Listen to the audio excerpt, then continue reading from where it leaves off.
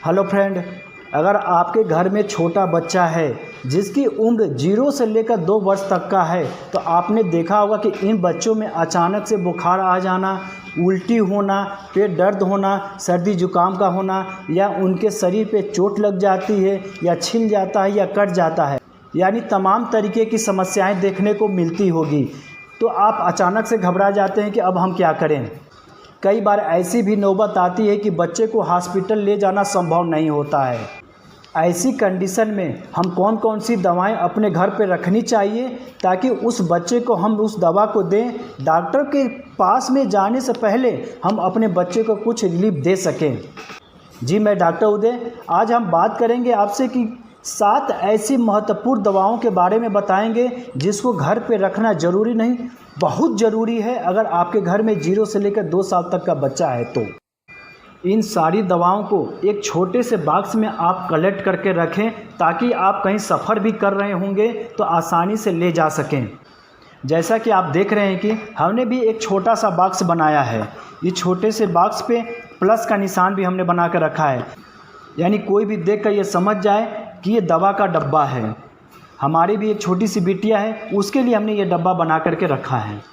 इसी को आम भाषा में फर्स्ट एड बॉक्स बोलते हैं। और जाहिर सी बात है कि हम छोटे बच्चे के लिए बना रहे हैं तो फर्स्ट एड किट बॉक्स बोल सकते हैं। अब हम बात करते हैं कि किन किन स्थितियों में इस दवा को कितनी मात्रा में हम दे सकते हैं। आइए सबसे पहले हम अपना फर्स्ट एड किट बॉक्स खोल रहा हूँ। इसमें सबसे पहले नंबर पर जो दवा है पैरासीटामोल। आप देख रहे हैं ये पैरासीटामोल की एक ड्रॉप है।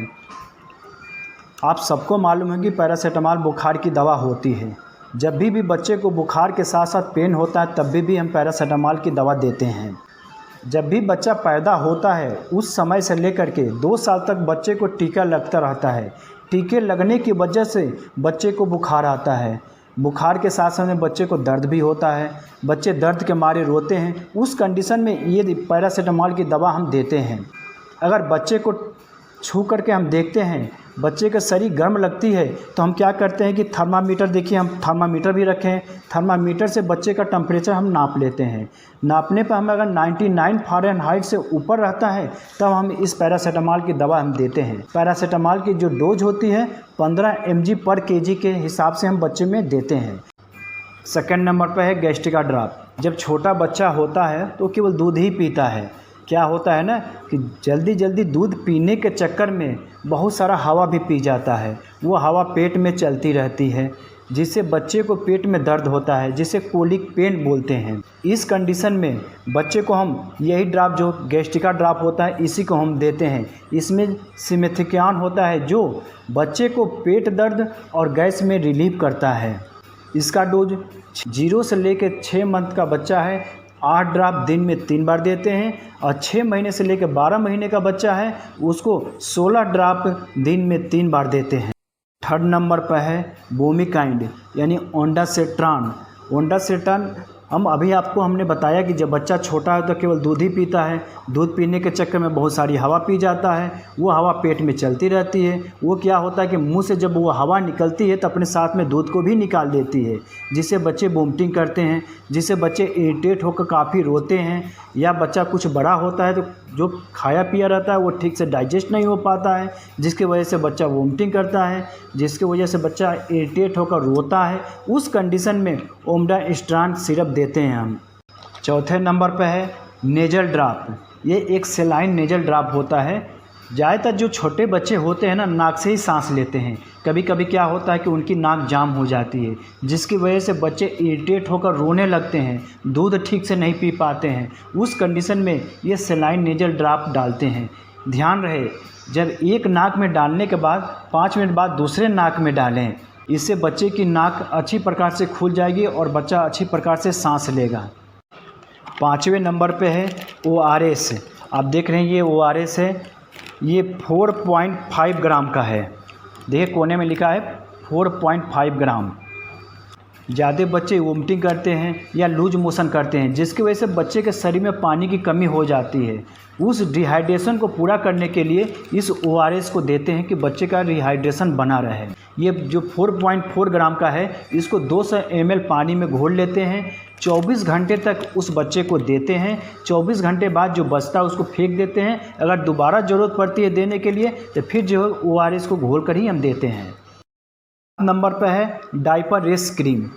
डायपर रेस क्रीम अगर छोटा बच्चा होता है तो उसको ज़्यादा देर तक डायपर पहनाने से या बच्चा लूज मोशन कर रहा है उसकी वजह से जो बच्चे की लाइटिंग होने की जो एरिया है उस जगह पे स्किन जो है कि रेड हो जाता है, उसको डायपर रेस बोलते हैं, जिसकी वजह से बच्चे को काफ़ी जलन होता है, उसकी वजह से बच्चा काफ़ी रोता है। उस समय इस डायपर रेस क्रीम को दिन में 3 से 4 बार लगाएं, बच्चे को काफ़ी राहत मिलेगी।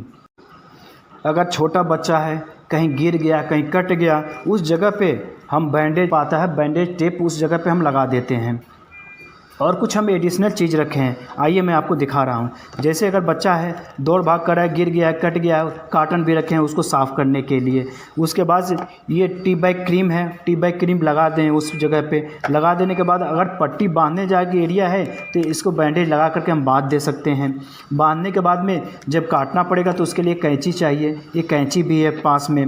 उसके बाद अगर बांधने की जगह नहीं है तो हम पेपर टेप से भी चिपका सकते हैं, पेपर टेप है हमारे पास में। अगर बच्चा ज़्यादा लूज मोशन कर रहा है उस कंडीशन में हम ये प्रोबायोटिक है हमारे पास में, इंट्रोजेमिना, इसको भी हम दे सकते हैं। नियोस्पोरिन पाउडर है, अगर बच्चा काफ़ी छोटा है नाभि वाले एरिया पर हम उसको छिड़क सकते हैं। उसके बाद एक ग्लव्स भी हम रखे हैं, स्टेराइल ग्लव्स भी रखे हैं। यानी इतना चीज़ें हम रखे हैं फर्स्ट एड बॉक्स में। आप एक बार हमें ठीक से बता दे रहा हूँ, देखिए फर्स्ट एड किट बॉक्स में हमने क्या रखा है। एक ग्लव्स रखे हैं, बैंडेज रखे हैं, एक कैंची है, स्पोरिन पाउडर है, इंट्रोजेमिना है, पेपर टेप है, कार्टन है, ये ORS है, फिर एक टी बैग क्रीम है, नेजिबियन ड्रॉप है, ये बैंडेज है, फिर उसके बाद थर्मामीटर है, डायपर रेस क्रीम है, गैस्ट्रिका ड्रॉप है, ये वोमिट एंड उल्टी की जो दवा है वो है, ये बुखार की दवा पैरासीटामॉल है। इतनी चीज़ हम फर्स्ट एड किट बॉक्स में रखे हैं।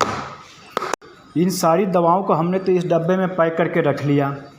कुछ सावधानी बरतनी होती है, जैसे जब भी हम बच्चे को दवा इसमें से दें तो उसकी एक्सपायरी ज़रूर देखें। अच्छा तो हमें यही होगा कि हर महीने में इस डब्बे को खोल करके हम सारी दवाओं को एक बार चेक कर लें, इस दवा की एक्सपायरी तो नहीं हो गई है, अगर एक्सपायरी हो तो चेंज कर लें हम उस दवा को। सबसे महत्वपूर्ण बात, आप ये दवा अपने बच्चे से दूर रखें ताकि वो बच्चा स्वयं अपने से दवा न ले पाए। और तीसरी बात, अगर ये दवा पहली बार अपने बच्चे को दे रहे हैं तो आप अपने डॉक्टर से एक बार ज़रूर सलाह कर लें कि हमें कितनी मात्रा में ये दवा देनी है। Thank you.